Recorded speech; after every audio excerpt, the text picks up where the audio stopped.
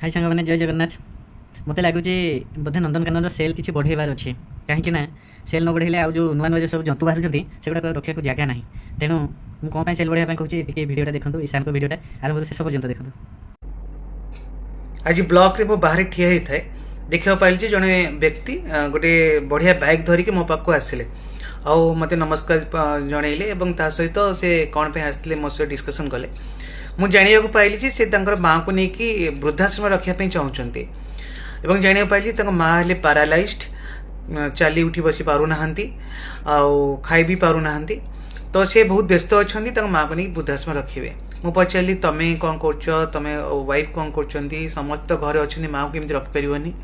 ना आम पारू ना आम को प्रोब्लेम हो वृद्धाश्रम रखीदे से लोक मान काम सेवा दौरान सी आम माँ को कथा बुझीदे मु कहली तुम माँ पाथुवा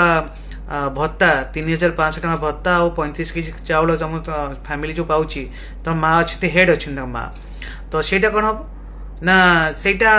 आम रखीदेबू आ माँ को लेकिन आप वृद्धाश्रम रख दिंतु। मु कहली माने मु चुप रहीगली मु कौन कहि जापारे तथापि मुझे कहली नहीं माँ को पाखे रखु देखिए कौन प्रोब्लेम अच्छे सल्व करवा सी मो कथा किसी शुणिले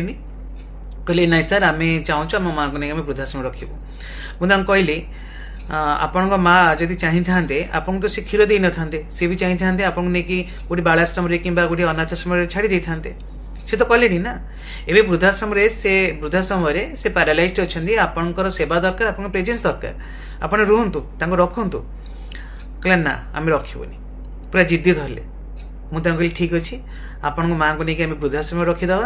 किंतु आप माँ पाऊा 3500 टका भत्ता आ 35 केजी चाउल आम काटिदे सी जो एति शुणिले सी टे चुप रहिले आ कहले सर ठीक अच्छे मुझे आपको जनइबी कहले सीधा चलीगले। मु खाली जाना चाहूँ ये पुओ ना असुर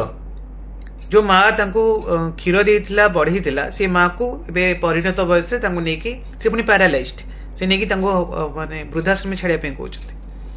मैंने मुझे जाना चाहूँगी आजिकल समाज रे नैतिकता मानविकता स्नेह ममता भल पाइबा यू कि ना नथिंग कैन डू साला एमती पुओं को रखा अपेक्षा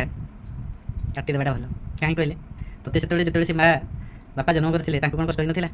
तुमको 25-27 वर्ष खावाई देते से कौन बिना कष्ट देते अद्भुत जीव मनुष्य जगह गोटे राक्षस।